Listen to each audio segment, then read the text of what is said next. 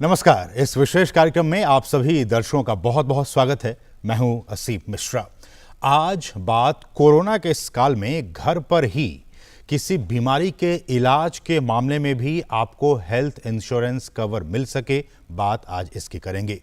देखिए, दरअसल कोरोना काल में इलाज का तरीका भी काफी बदल गया है। लाखों लोगों ने कोरोना महामारी में घर पर ही अपना इलाज करवाया और इसी जरूरत को देखते हुए भारतीय बीमा नियामक और विकास प्राधिकरण, जिसे इरडा के नाम से जाना जाता है, उसने इंश्योरेंस कंपनीज को नए तरह के प्रोडक्ट तैयार करने के लिए कहा है ताकि घर पर ही किसी बीमारी के इलाज के मामले में भी हेल्थ इंश्योरेंस कवर मिल सके। कोरोना काल में घर पर इलाज के मामले में इंश्योरेंस कवरेज की सफलता को देखते हुए इरडा ने नए तरीके से घर पर होने वाले इलाज के लिए कंपनियों को ये सुविधा उपलब्ध कराने के लिए कहा है। इरडा की तरफ से इंश्योरेंस कंपनियों को भेजे गए सर्कुलर में कहा गया है कि कंपनियां चाहें तो अपने ग्राहकों से कुछ शुल्क लेकर पहले से चले आ रहे हेल्थ इंश्योरेंस में ये सुविधा जोड़ सकती हैं या होम केयर ट्रीटमेंट कवरेज के साथ नया प्रोडक्ट या उत्पाद ला भी सकती हैं। तो आज के इस विशेष कार्यक्रम में हम इन्हीं तमाम पहलुओं पर विस्तार से चर्चा करेंगे और इस चर्चा में हमारे साथ बहुत ही खास मेहमान भी जुड़ गए हैं। हमारे साथ हैं विमल गोयल, जो कि डायरेक्टर हैं एसएमसी इंश्योरेंस ब्रोकर्स के। विमल जी, बहुत बहुत स्वागत है आपका इस मनी मंत्रा कार्यक्रम में। सर, मेरा पहला सवाल कि जिस तरह से हमने ये कहा कि कोरोना काल में बहुत से लोगों ने सर अपने घरों में ही इलाज करवाया है। पहले तो इससे पहले लोग हॉस्पिटल जाया करते थे, खर्चे भी बहुत हुआ करते थे, लेकिन कोरोना काल ने उन कंपनियों के इलाज करवाने के तरीके को भी बदल दिया। लोगों ने भी अपने उस प्रोसेस को बदला है। सबसे पहले इसकी आपकी प्रतिक्रिया कि इरडा का ये जो सर्कुलर जारी किया गया है, क्या कुछ कहना चाहेंगे आप? देखिए, दो चीजें मैं कहना चाहूंगा यहाँ पर। ये कोरोना काल के अंदर जी जो होम ट्रीटमेंट हुआ है उसमें दो तरह की अलग अलग कंडीशंस हैं। एक होम क्वारंटाइन और एक है कि हमारे इंश्योरेंस के टेक्निकल वर्डिंग में आता है वर्ड डोमिसिलरी हॉस्पिटलाइजेशन। ओके। तो जो डोमिसिलरी हॉस्पिटलाइजेशन है वो ऑलरेडी पॉलिसीज में कवर होता है, ज्यादातर पॉलिसीज में कवर होता है, हर एक में नहीं है लेकिन ज्यादातर पॉलिसीज में कवर होता है। उसका मतलब ये है, डोमिसिलरी हॉस्पिटलाइजेशन का मतलब ये है, उसमें तीन कंडीशंस लागू होती हैं। नंबर 1, आपको एक हॉस्पिटल में एडमिट होकर ट्रीटमेंट की जरूरत है, नंबर 1। नंबर 2, आपकी कंडीशन ऐसी नहीं है कि आपको हॉस्पिटल में रिमूव किया जा सके, यानी मेरे को जाने के लिए जो जर्नी है वो एक प्रॉब्लम का इशू है, या तो वो हो या हॉस्पिटल में जगह अवेलेबल नहीं है। तो हमने देखा कोरोना काल में हॉस्पिटल में जगह बहुत जगह पर अवेलेबल नहीं थी, ठीक है, तो वो कंडीशन पूरी हो जाती है। तो यदि मान लीजिए किसी की कंडीशन ऐसी है जिसको ऑक्सीजन लगना है, जो कि नॉर्मली हॉस्पिटल में होना चाहिए, किसी को मान लीजिए ड्रिप लगना है तो उसके लिए हॉस्पिटल में जाना चाहिए। तो यदि ये दो कंडीशन पूरी होती है कि मेरे को ट्रीटमेंट चाहिए हॉस्पिटल वाला और हॉस्पिटल में जगह अवेलेबल नहीं है, तो ये जो है ज्यादातर पॉलिसीज के अंदर कवर होता है। एक नई पॉलिसी है आरोग्य संजीवनी, उसमें ये कवर नहीं है, लेकिन ज्यादातर पॉलिसीज में ये कवर होता है। बहुत लोगों को मालूम नहीं है कि मेरी पॉलिसी में ऑलरेडी कवर्ड है ये, लेकिन उन्होंने क्लेम भी शायद नहीं किया हो, तो वो लेकिन पॉलिसी में कवर है। हाँ, उसके लिए और साथ में बहुत सारी कंडीशंस छोटी छोटी चली हुई हैं, लेकिन ये दो मेजर कंडीशन है कि without admission in the hospital मेरा ट्रीटमेंट यदि मेरे को जरूरत पड़ती है तो कवर है। ये बात की मैंने डोमिसिलरी हॉस्पिटलाइजेशन के लिए। एक है होम क्वारंटाइन। होम क्वारंटाइन का मतलब ये है कि किसी को माइल्ड कोरोना हुआ या कोई और प्रॉब्लम आती है, वो माइल्ड होती है, जिसके लिए मेरे को हॉस्पिटल में एडमिट होने की कोई जरूरत नहीं है। डॉक्टर कुछ नहीं कहता है कि आप एडमिट होइए, लेकिन आप क्वारंटाइन रहिए, आपको अलग रहना है, उसके लिए ट्रीटमेंट भी लेना है। तो वो एक स्टैंडर्ड पॉलिसी में कवर नहीं था, लेकिन आईआरडीए ने जब ये कोरोना आया था तो उसमें सर्कुलर निकाले थे, तो दो इंश्योरेंस कवर्स जो है आईआरडीए ने एज ए कंपल्सरी कि इंश्योरेंस कंपनी को बोला कि आप कवर ऑफर कीजिए। एक उसमें था कोरोना कवच और एक था कोरोना रक्षक। तो कोरोना कवच कवर जो था उसके अंदर होम क्वारंटाइन भी कवर कर दिया गया था। उसकी भी कंडीशन, छोटी छोटी कंडीशन थी, लेकिन होम क्वारंटाइन भी उसके अंदर कवर कर दिया गया था। हालांकि वो एक शॉर्ट टर्म कवर था कि 3.5 मंथ्स के लिए, 6.5 मंथ्स के लिए, 9.5 मंथ्स के लिए, ये उसमें पोजीशन थी। लेकिन ये कवर था, जिन्होंने वो कवर लिया शॉर्ट टर्म कवर, उनको होम क्वारंटाइन में भी कवर मिला। ओके। ये दो बातें हो गई जो ऑलरेडी मार्केट में है, जिसके लिए किसी को भी चाहिए तो कवर आज भी ले सकता है, कोरोना कवच पॉलिसी आज भी ले सकता है। और स्टैंडर्ड हेल्थ पॉलिसी में ये डोमिसिलरी हॉस्पिटलाइजेशन कवर है। अब जो IRDA ने कहा है कि ये जो एक्सपीरियंस हुआ कि आप OPD कवर जो होता है, घर में रहते हुए कवर होता है, वो भी कवर करने के लिए आप एक्सप्लोर कीजिए। वो मैंडेटरी नहीं है, वो एक एडवाइजरी है कि आप वो भी एक्सप्लोर कीजिए और जनता को वो कवर दीजिए।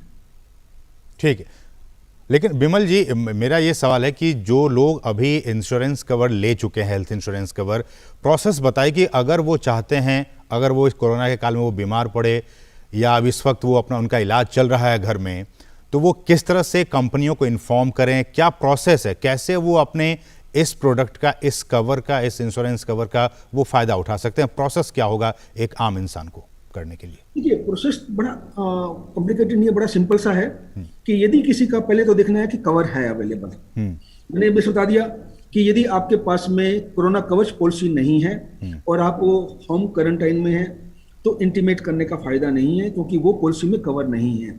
लेकिन यदि आप के पास में हेल्थ इंश्योरेंस पॉलिसी है जो कि आरोग्य संजीवनी नहीं है, दूसरी पॉलिसीज हैं, तो और आपको डॉक्टर ने बोला है हॉस्पिटल में एडमिट होकर आप ट्रीटमेंट लीजिए और हॉस्पिटल में जगह अवेलेबल नहीं है, तो वो कवरेज अवेलेबल है, तो उनको इंश्योरेंस कंपनी को इंटीमेट करना होता है। तो आपकी जो पॉलिसी होती है उसके ऊपर आपको एक इंश्योरेंस कंपनी का नंबर दिया होता है, या आपके पास में एक हेल्थ का कार्ड आता है TPA का, उस TPA के कार्ड के पीछे नंबर दिए होते हैं, ईमेल ID भी होते हैं, आप उनको इंटीमेट कर दीजिए। ओके। फर्स्ट स्टेप है आपको उनको क्लेम को इंटीमेट करना, बड़ा सिंपल सा काम है, इंटीमेशन करने में कोई दिक्कत नहीं आती है। ठीक है। सेकेंडली, जितने भी ओरिजिनल पेपर्स हैं वो मेरे को संभाल कर रखने हैं। तो जितने भी मेरे पास में पेपर्स हैं कि डॉक्टर्स की एडवाइस आई, मैंने मेडिसिन लिया, मैंने डायग्नोसिस टेस्ट करवाया, टेस्ट की रिपोर्ट होगी, टेस्ट का खर्चा करेंगे, तो जो भी खर्चे बिल हैं आपको सब साथ में रखिए। यदि आप हम होम की बात कर रहे हैं तो होम वाले के अंदर कैशलेस की सुविधा नहीं हो सकती है। कैशलेस की सुविधा तो हॉस्पिटल में जाने पर होती है, तो आप इसको रिइंबर्समेंट में क्लेम कर सकते हैं।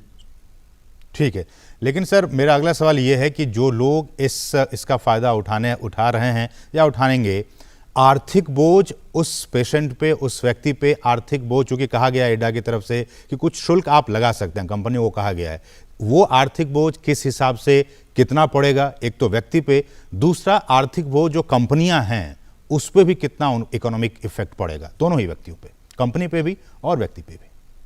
देखिए, ये जो OPD कवर है ये एक बड़ा चैलेंजिंग चीज है दोनों के लिए, एक बीमा करवाने वाले के लिए भी और एक इंश्योरेंस कंपनी के लिए भी। यदि मैं पहले बीमा करवाने वाले के लिए बात करूं तो देखिए कि OPD कवर के लिए जो भी एक्स्ट्रा प्रीमियम आएगा, मैं कवरेज एक्स्ट्रा ले रहा हूं तो मेरे को उसका प्रीमियम देना पड़ेगा। अब वो इंश्योरेंस का प्रीमियम कितना होगा उसके लिए बहुत सारे फैक्टर होते हैं। इंश्योरेंस के अंदर दो मेजर फैक्टर जो होते हैं वो ये कि मेरी सम इंश्योर्ड कितनी है और मेरी एज कितनी है। ये दो चीजें बहुत इंपॉर्टेंट होती है। तो ये दो चीजें जो है वो के बेस पर प्रीमियम बनता है। अब यदि मैं बात करूं इंश्योरेंस कंपनीज के लिए, तो इंश्योरेंस क्या है? इंश्योरेंस एक पूल है जिसके अंदर बहुत सारे लाखों करोड़ों लोगों से मैंने प्रीमियम लिया, एक पूल में आ गया और जिसका क्लेम आया मैंने उसको दे दिया।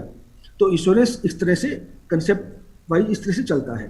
ठीक। तो इंश्योरेंस कंपनी को ये देखना है कि इसमें रिस्क कितनी है और उसके बेस पर कितना प्रीमियम आएगा। तो एक्चुअल साइंस जो है वो प्रीमियम डिटरमाइन करती है। लेकिन मैं इतना कह सकता हूं कि नंबर्स के हिसाब से कि जो भी हॉस्पिटलाइजेशन का जो प्रीमियम होता है OPD कवर उससे महंगा होता है। क्योंकि उसके अंदर रिस्क के चांसेस ज्यादा होते हैं कि मैं घर पर भी बैठकर यदि ट्रीटमेंट ले रहा हूं, डॉक्टर के पास में जा रहा हूं, तो वो तो मतलब बहुत सारी फैमिलीज में बहुत सारा रेगुलरली ये रिक्वायरमेंट आती है। तो फ्रीक्वेंसी जो है इसकी कम होती है। तो फ्रीक्वेंसी ज्यादा होती है, जब फ्रीक्वेंसी ज्यादा होती है तो क्लेम भी ज्यादा आ सकते हैं। बिल्कुल। तो इसलिए इंश्योरेंस कंपनीज के लिए इसलिए चैलेंजिंग टास्क है कि ओपीडी को मैनेज करना, उसको सर्विस करना, उसका प्रीमियम को डिटरमाइन करना, कलेक्ट करना बहुत चैलेंजिंग टास्क था। बिल्कुल बिल्कुल।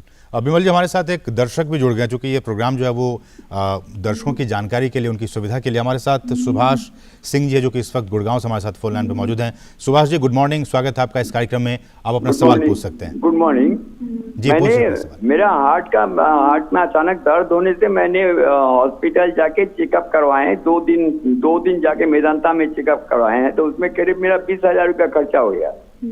तो मैं कैसे इसको इंश्योरेंस में कवर मिल सकता है ये?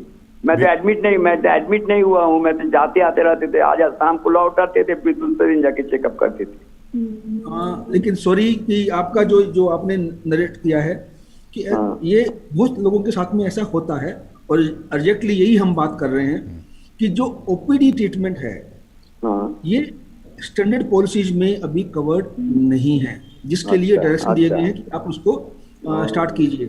तो यदि कोई व्यक्ति हॉस्पिटल में जाता है, चेकअप करवाता है और उसमें कोई बीमारी नहीं मिलती है मान लीजिए, तो उसका कवरेज नहीं होता है। यदि बीमारी मिलती भी है और यदि उसको बोला जाता है कि आप घर में रहकर ट्रीटमेंट लीजिए, वो भी कवर नहीं होता है। स्टैंडर्ड पॉलिसी के अंदर 24 आवर्स हॉस्पिटलाइजेशन चाहिए होता है। वही बात है, इसीलिए तो हम नहीं कर पाए कि एडमिट नहीं हुए ना। हम तो हम जाके चले आते थे शाम को, क्योंकि कोविड के लिए नहीं रुकते थे वहाँ पे। और फिर 2 दिन चेकअप किया, 20,000 रुपया खर्चा हो गया मेरा। नहीं, आप जो कह रहे हैं, यदि आप एडमिट भी हो जाते हैं मान लीजिए उस केस के अंदर, तो 24 आवर हॉस्पिटलाइजेशन जो है वो एक्चुअली किसके लिए चाहिए? चेकअप के लिए नहीं। यदि कोई व्यक्ति ये कहे चेकअप के लिए नहीं मिलेगा, यदि मेरे को हेल्थ चेकअप करवाना है और मैं एडमिट हो जाता हूँ, एडमिशन की जरूरत नहीं है ना वहां पर। तो यदि आपको एडमिशन की जरूरत नहीं है और आप एडमिट हो जाते हैं, तो वो भी मिलने वाला नहीं है, उल्टा आपने एडमिशन का खर्चा एक्स्ट्रा अपनी जेब से और लगा देते हैं। अच्छा, ये बात। तो वो जो 24 आवर हॉस्पिटलाइजेशन कंडीशन जो है ना, साथ में एक चीज और है कि आपको जो एडमिशन है वो ट्रीटमेंट के लिए या केयर के लिए होना चाहिए। नहीं तो सर, विमल सर, जैसा कि सुभाष जी ने कहा, बहुत से लोगों को ये जानकारी होती ही नहीं है और वो फिर चले जाते हैं और फिर उनके पैसे खर्च हो जाते हैं। तो ये भी जानकारी कंपनीज की तरफ से जो इंश्योर्ड लोग हैं उन्हें देनी चाहिए। जानकारी तो देखो होते कई बार जो है ना, देखिए ब्रोशर्स में तो बहुत कुछ लिखा होता है, पॉलिसी वर्डिंग में बहुत कुछ लिखा होता है, और जो जिसके थ्रू आप बीमा करवाते हैं आप उससे कभी भी पूछ सकते हैं, बात कर सकते हैं, वो आपको गाइड कर सकते हैं। तो ये देखो, इसके इंश्योरेंस की लाइन ऐसी है जिसके अंदर थोड़ा सा गहराई में जाकर नॉलेज लेने की जरूरत होती है। ठीक। अच्छा विमल सर, एक और जो लोग जानना चाह रहे हैं कि जो जिनकी पहले से ही पॉलिसी जो ले रखी है, उस पॉलिसी में इसे कैसे ऐड किया जाए, कैसे जोड़ा जाए, इसकी क्या सुविधा है जो इस सर्कुलर के थ्रू? देखिए, अभी जो इमीडिएटली अवेलेबल है वो तो एक कोरोना कवच पॉलिसी अवेलेबल है। ये सिर्फ कोरोना के लिए है, वो हार्ट के लिए, किसी और चीज के लिए, बीमारी के लिए नहीं है। तो उसके अंदर होम क्वारंटाइन कवर हो सकता है, नंबर 1। नंबर 2, जो ये ओपीडी कवर है, ये ओपीडी कवर जो है वो एक लिमिटेड चीजों के लिए 1-2 कंपनीज ने अभी तक मार्केट में पुराना चला रहा है, वो इंट्रोड्यूस किया हुआ है, लेकिन वो प्रीमियम बहुत हाई होता है। मान लीजिए मैंने 10,000 का कवर लिया, उसका प्रीमियम 8,000 10,000 रुपये प्रीमियम यदि 7,000 रुपये प्रीमियम ले रहे हैं वो लोग एक्स्ट्रा, तो मेरे को सम इंश्योर जितनी मिली उतना ही मेरे को प्रीमियम देना पड़ रहा है, तो फायदा नहीं है कवर का। तो वो कवर के पॉइंट ऑफ व्यू से बहुत यूजफुल नहीं है जो पुराने कवर चले आ रहे हैं। लेकिन नए कवर अभी जो IRDA ने बोला है, तो नए कवर नेचुरली लोग एक्सप्लोर करेंगे और इसके लिए स्टडी होगा और उसके बेस पर नए कवर इंट्रोड्यूस होंगे। आज की डेट में आपका जो है कि मैंने कवर ले रखा है, तो कवर ले रखा है तो मेरे को नया कवर सिर्फ कोरोना कवच के हिसाब से एक नई पॉलिसी अवेलेबल होती है, जो 3.5 मंथ्स, 3.5 महीने, 5.5 महीने और 9.5 महीने के हिसाब से आप वो पॉलिसी ले सकते हैं। बाकी अभी ओपीडी के लिए इमीडिएटली जो है मेरी जानकारी में नहीं है कि जो मैं करंट पॉलिसी में एक नया ओपीडी कवर ऐड करके, और ये जो खर्चे जो बताए इन्होंने कि मेरा हार्ट चेकअप के लिए मैं गया और खर्चे कवर हो जाए, ऐसा कवर अभी अवेलेबल नहीं है। ठीक है विमल सर, एक और लोग जानना चाह रहे हैं ये बात कि मान लिया जाए किसी व्यक्ति की सर्जरी हुई है, सर्जरी होने के बाद वो व्यक्ति घर पे आया, घर पे आने के बाद अगर उसको ड्रेसिंग की ज़रूरत पड़ती है, अगर उसे फिजियोथेरेपी की ज़रूरत पड़ती है, तो अभी तक तो सर आप जानते हैं कि अभी तक वो इंश्योरेंस में कवर्ड नहीं था, लेकिन अब कवर है, वो कवर है पॉलिसी में, कवर्ड है। देखिए यदि मान लीजिए मैं हॉस्पिटल में एडमिट हुआ ट्रीटमेंट के लिए एडमिट हुआ तो नॉट ओनली मेरे को वो हॉस्पिटल के दौरान खर्चा मिलता है, उसके बाद 60 दिन और उसके पहले के 30 दिन या कुछ पॉलिसी में 15 दिन कवर होता है। तो क्योंकि यदि मान लीजिए एडमिट होने जा रहा हूं मैं, तो एडमिट होने से पहले तो डॉक्टर का कंसल्टेशन होगा, टेस्ट होगा, तो वो मेरा प्रीवियस वाला खर्चा, प्री हॉस्पिटलाइजेशन खर्चा बोलते हैं, वो कवर हो गया। ऐसे ही पोस्ट हॉस्पिटलाइजेशन भी, क्योंकि मैंने डिस्चार्ज कर दिया, डिस्चार्ज करने का मतलब ये नहीं है कि मेरा इलाज पूरा हो गया है, तो उसके अंदर up to the period of 60 days normal policies के अंदर, कुछ पॉलिसीज में पीरियड इधर उधर हो सकता है, लेकिन 60 दिन तक उसी बीमारी से पर्टेनिंग कोई ट्रीटमेंट मेरे को डॉक्टर्स ने दिया है, उसके लिए दवाई का खर्चा है, उसके लिए फॉलोअप कंसल्टेशन है, उसके लिए कोई और टेस्ट रिपोर्ट है, वो खर्चे कवर होते हैं। ओके, हमारे साथ एक दर्शक भी सर जुड़ गए हैं, प्रदीप कुमार हैं, जो कि हरियाणा के पंचकुला से इस वक्त फोन लाइन पर मौजूद हैं। प्रदीप जी, गुड मॉर्निंग, स्वागत है आपका इस कार्यक्रम में, अपना सवाल पूछ सकते हैं। पूछिए सर, सवाल पूछिए।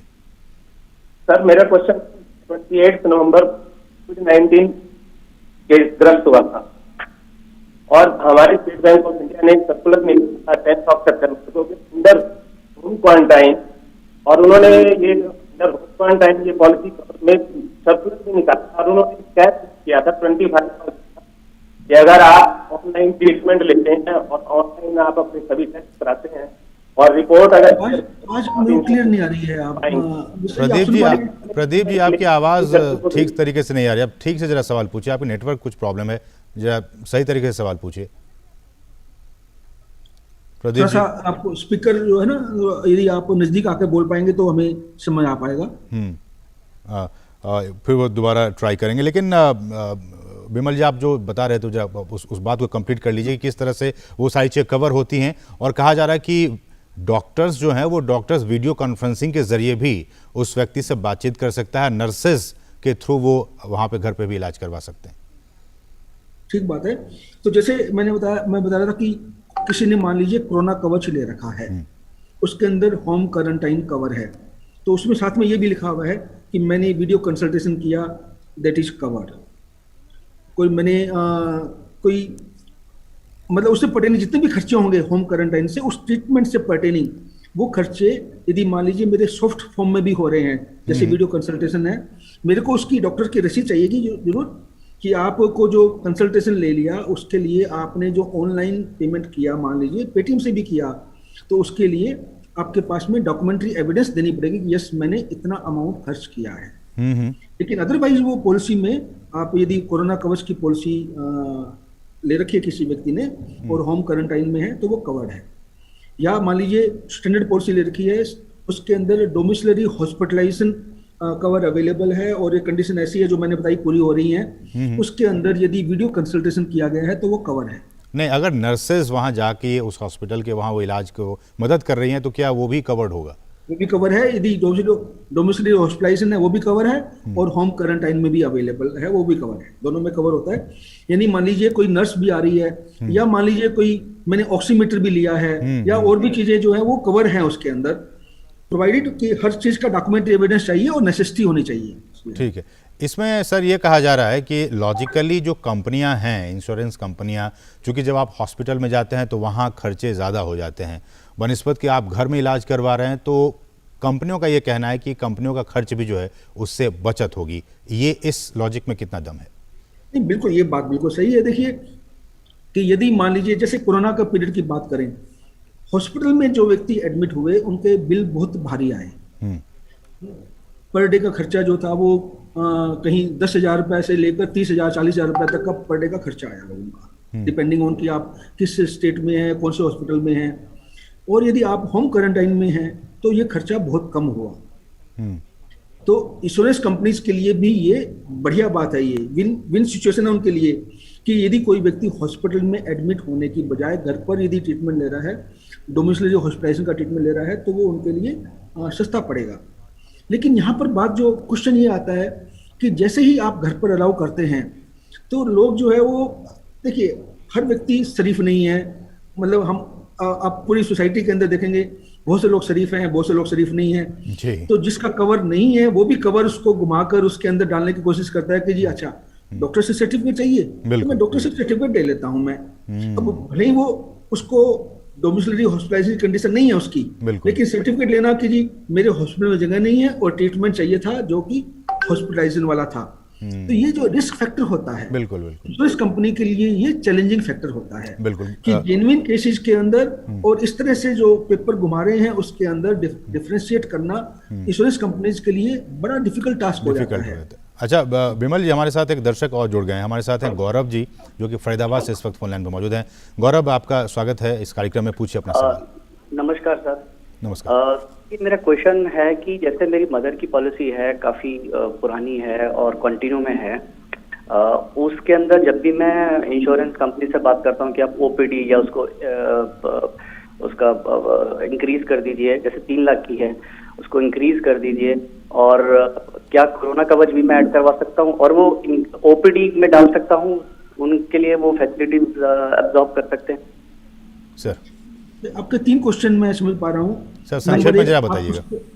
सम इंश्योर्ड इंक्रीज कर सकता हूँ क्या? हाँ जी। या सम इंश्योर्ड जनरली आप इंक्रीज कर सकते हैं, लेकिन जैसे मान लीजिए आपकी पॉलिसी 3 लाख रुपए की है, आप 5 लाख करना चाहते हैं, तो 2 लाख रुपए के लिए ये माना जाएगा कि आपका कवर जो है वो एक नया कवर है। ये नॉर्मली इंश्योरेंस की जो प्रीमियम जो सम इंश्योर्ड इंक्रीज होती है वो रिन्यूअल डेट पर होती है, बीच में नहीं होती है, नंबर 1। नंबर 2, आपने कहा कि मैं कोरोना कवच ले सकता हूँ। कोरोना कवच इस पॉलिसी में एड ऑन नहीं होता है, वो एक अलग पॉलिसी है, वो आप पॉलिसी ले सकते हैं।